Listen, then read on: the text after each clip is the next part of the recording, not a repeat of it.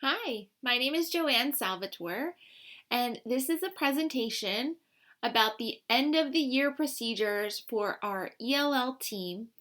And specifically, we're going to be talking about the procedures for reclassifying an L, designing instructional outcomes for our English language learners, while also providing that overview for reclassification and also the new kindergarten screener. So thank you for joining me today. As I always like to start, here is the do now for all of you today. I would really like you all to take the next minute or so and please read and respond to the task that is being asked. I'll give you a minute.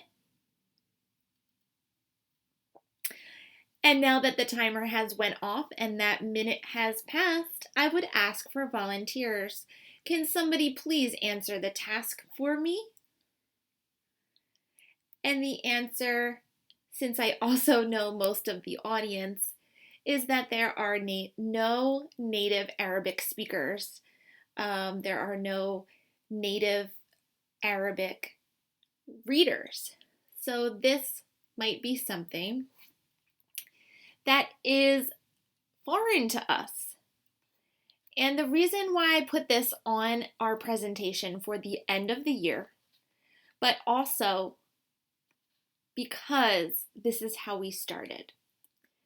So at the beginning of the year, I asked you to please step outside of your comfort zone and start to build those relationships with our families. Start to get a little bit uncomfortable, vulnerable about what they were going through with the shutdown of schools, with the COVID-19 pandemic, with the interruptions to learning, and with English not being their first language. So you have all proven time and time again that relationships are important. Building those relationships were important. And most of all of you were able to create equitable access for all of our multilingual students and all of our multilingual families. I asked all of you at the beginning of the year, back in August of 2020, as we were facing something that we had never done before. We were told to pivot and make so many different changes to schedules and how we teach our kids and how we reach them. But I asked you to make sure that our families never felt left out and that language was never a barrier. And I really couldn't be happier to say that because we've built the relationships, because we've been vulnerable, because we know firsthand what our English language learners and what our multilingual families go through, we have been the support there, and we have guided them through a tumultuous, amazing school year that deserves a lot of recognition from our students and from our families. So again, I just wanted to remind all of you that while you might not have learned how to read Arabic since that August 2020 meeting, and you might not be able to decipher it, you can probably remember, and me asking you to do this puts you back in that context, perspective of what our English language learners and what our multilingual families go through to not only the academic information, but also all of the information, important information, from utilities to school safety. We have to keep this in mind, and we have to continue to ensure that language is never a barrier. So thank you for, completing that do now, and just again stepping out and remembering what some of our multilingual families go through on a daily basis, and because of each and every one of you and the relationships that you have built, our families feel connected, more connected than they ever have, and they truly see you as a partner in their child's learning experience and a partner in the journey. So I just wanted to again shout out this amazing team for all of the great things that you have done. And I want to provide a second for all of you to reflect. Reflection is hard for all of us, but I really want you to reflect and think about this school year. And how do you know that you personally made an impact on our ELLs this year? And I will allow you to email me, to chat it out, to share with me the next time I see you. How do you know you made that impact on our ELLs this year? In a time of defeat where things seemed like you weren't making a dent, you were making so many gains. And for me personally, this is why I do what I do. So the picture that I put up on the board, again, includes all of you as our team members on our ELL team. But our students were not in school for over 15 months. 15 months. And the last event that took place was January of 2020. Our ELL Multicultural Fair was the first and largest event since January 2020. We made a difference. We brought these kids, we brought the families, we brought our students and their siblings to the Multicultural Fair. And the interactions that they had with one another, the experiences that they gained, the wanting to come back and do it again, even the next day. A lot of the middle schoolers were asking, when are we going to do that again? Can we do that next week? That made it worth it. And seeing those connections firsthand, providing not only the social, the emotional, the academics, and the language support, but we developed the whole child. And we did not let language be a barrier to anything that we wanted to overcome or work towards this year. So please remember to reflect with me before you check out this year. How do you know you made an impact on our ELLs this year? This was just a reminder for me, kind of sitting back sometimes and not being as present in the classrooms all the time, but seeing the work come together. And the Multicultural Fair was a definite success, and it definitely showcased our students, our families, their hard work, their drive, and I look forward to so many more events. So please reflect, and I can't wait to hear what you come up with. As we move to the objectives and the outcome of today's final ELL team meeting, I just want to review some of the objectives and what I hope for all of us to walk away with. So by the end of this presentation, we will discuss and be able to explain how our English learners exit out of our ESL program and what steps are needed. We will discuss the data that needs to be collected and reviewed before exiting one of our EL students.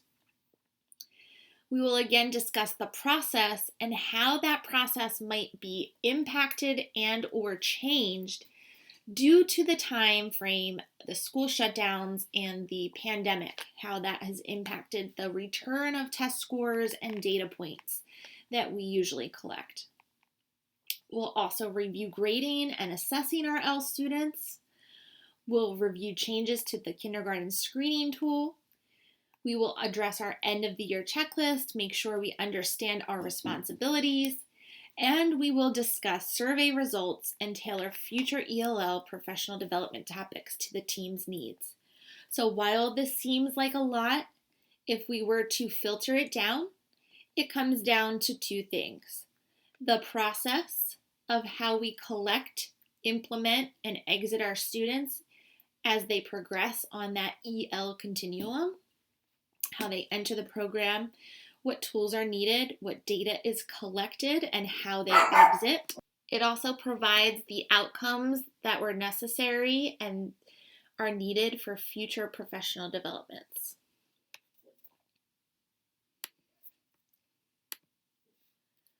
So when we're talking about other professional developments, I just want to show you a quick blurb from the needs assessment that I sent out to our team about 2 weeks ago, and I looked and reviewed that. And one of the questions that I really wanted to focus on for the needs assessment was what your top area or need was for future professional development. So it was pretty much split right down the middle. The two topics that seem to be hot are the accommodation scaffolds for varied ELP levels. How do we accommodate a level 1 versus a level 4? And also, because of the times, not only are our students going to experience the summer slide, but they've also been out of the classroom for 2 academic years. So some of our team would like more information on how we bridge the gaps because of virtual instruction and because of the lack and loss of learning because of COVID. So this was very important for me to look at the data. I don't like you to fill out surveys for nothing. I really do look at them and analyze it. And that way, this summer, I can really plan and tailor our ELL PDs around the things that you feel that you need. So moving forward, look for way more PDs, meetings, opportunities, resources about these 2 specific areas to further your knowledge about RLs and the growth that they can make due to scaffolds and also due to the lack and loss of learning because of virtual instruction. So now we're going to dig right deep into it. Reclassification. Reclassification might be something new to all of you on our L team this year, since while some of you have been classroom teachers, the process of how an L student moves throughout the program and also exits the program and is monitored might be something that is new to you. So let's take a look. So what is reclassification and why is it necessary? So before the new classification guidelines were put into place by the Pennsylvania Department of Education, it used to solely look at their access for L's score. If they had a 4.5 or higher, that student could be exited from the ELL, ESL, ESOL program. What we were finding was that the process was not collaborative and it was going off of one data point. It was going off of one test that is given once a year. Therefore, it was found that an L must demonstrate the ability to access challenging academic content and interact with other students and teachers, both academically and socially, in an English language setting in order to be considered for reclassification. The access test, looking at that as the only measure for exiting, was quickly thrown to the side because many students would meet that threshold of a 4.5 and exit the program, and the data was showing that later on those students would be struggling, recommended for RTI, CSAP, or other interventions because we never asked the content teachers, we never asked the ESL teachers to really take a look and inventory their language use across academics and across social language. So PDE in 2018 revamped their exiting criteria and came up with a new process for reclassification. So using the following system, The access for ELLs and the language use inventory together produces a score that will make a student eligible to be reclassified as a formal ELL, which means that they exit as an active ELL, and they would be continued to be monitored. So reclassification as a collaborative model. There are 2 language use inventories that have to be completed. One will be completed by the ESL teacher, and one will be completed by the content teacher. So that way the content teacher is able to show what they know and what they're seeing in the student in their class, maybe with or without ELL scaffolds, and also the ESL teacher, their knowledge of language and how that student is performing. Once those 2 language use inventories are completed, the third data point that is taken into consideration is the access score. Okay, so all 3 things are needed to potentially reclassify a student and to have them exit out of the program. The process is typically, usually before the access tests come back, because you know the students, because you know their strengths and their areas that they need more remediation in. You would typically make a list of students who you think will meet that 4.5 or higher. And then you give out those language use inventories to the content teacher, and then you complete one as the ESL teacher. The only difference this year is that since access test scores may be returned later, the technical reclassification period has been extended. But we already have identified those students who we think will meet the threshold of a 4.5 or higher. And I know some of you have already started to fill in these language use inventories along with your content teachers. Again, I just want to go through the process quickly.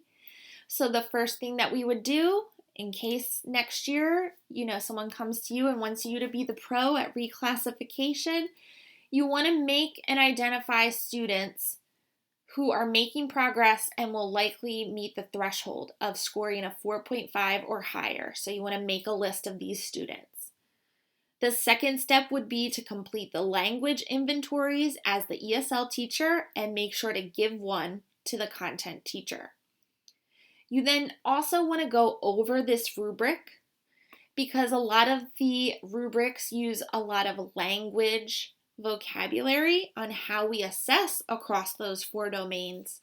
So definitely take a look and make sure if you are unfamiliar with something that you reach out, and then you also explain this to the content teacher. This could be the first time that they are also seeing this. Okay? You're going to collect the language use inventories, and then once the access scores from 2021 come back, we would have all data points to calculate whether these students truly are reclassified or not. So let me show you what that formula looks like. This is per PDE with their rubric that they have come up with. So you can see that the rubrics show a low, medium, or high. So for every question and domain that is asked, there are a percentage or points possible. So you would tally up the points possible on the language use inventories for one, the ESL teacher, and then also the content teacher. And then if you're taking a look up here, based on their score, so you'll see 4.5 to 4.7, 4.8 to 5.0, they get a certain point value. And then the formula to calculate that is explained, but there is also a handy calculator that I've come to find is very helpful, entering the scores from the language use inventories and the overall score. And as long as they score a 10.5 using these 3 data points, then they officially can exit and be reclassified. So that is the process in a nutshell about how reclassification works, what the process is, what's needed, and what we will do. So we are in the collection period right now. Most of you have filled out the language use inventories. We are waiting for some content teachers to fill them out. We cannot officially do anything until those access scores come back. Then we will input all 3 data points together and see if they meet the 10.5 or higher to reclassify them. The worst comes to worst, it would happen in September when those scores come back, but we do have a good understanding of which students potentially will exit and be reclassified. If there are any additional questions about filling out the language use inventories and you would like to know a little bit further on how to input the data points and calculate it by hand, I'm also more than happy to go through that as well. So as we say goodbye to the reclassification, we talked about reclassification. Now we're going to talk about the new kindergarten screener. So let's go to the next slide. There are major changes to the kindergarten screener. So some of you that were trained last summer know that we used to use the WAPT WIDA screener for kindergarten. This was what the cover sheet looked like. It is no longer the screener effective by the state of Pennsylvania and WIDA come September 2021. So I just want to go over briefly, touch on what is different and what resources are available to you before we come back to school, so that all of us are trained and ready to administer the new kindergarten screener. Why are we getting rid of this old screening tool for kindergarten? I'm going to tell you. So in the past, this was a good assessment to kind of see where their abilities were, but only in 2 of the domains. In the 2 domains that were assessed when we gave this screener were listening and also speaking. We know that ELL teachers and also literacy teachers and language specialists, that there are 4 domains to language development. Thus, this was no longer moving forward the best tool to track incoming kindergartners because it only assessed the 2 domains. Some of you are very familiar with a sheet that looks like this. That is because the new kindergarten screener assesses the 4 domains. It looks very similar to the access test for kindergarten. So you will have the same and similar materials. You will have multiple questions and cards and tasks and cues that you will ask your kindergarten students so that they are demonstrating the best ability across the 4 language domains. So they will have a chance to speak, they will have a chance to listen and answer or respond. They will have a chance to try to read or identify sounds and letters, and then they will also try to write and see what they can copy. And as incoming kindergartners, it will definitely be important to see not only are they literate in either their first language or English, but are they truly bilingual, which means maybe they listen and can understand, and they can also speak. We want their input and their output to match. So this is a definite pro of the new screening tool that is going to, again, the old tool is being phased out, and this is the new tool that will take effect for all of the state of Pennsylvania and WIDA states for kindergarten. The kindergarten screener will be used. This also matches the WIDA screeners grades 1 through 12 were recently revamped in the last 2 or 3 years. So it was only a matter of time before the kindergarten screener was adapted and revamped, and now it is the time. So very briefly, I just want to introduce it to you, let you know that this change is taking place, and nothing will change moving forward until September when we come back to school. If you want to familiarize yourself with anything about the new screener, I also am providing a handout. Okay, I will provide a handout with some important places to go, but the best place for information about this would be through your WIDA account. Since all of you are certified and have a WIDA account, you can see what the test looks like. You will also be able to take the training course that is required for you to become certified to administer this test. So I will talk to you briefly about that at the very end.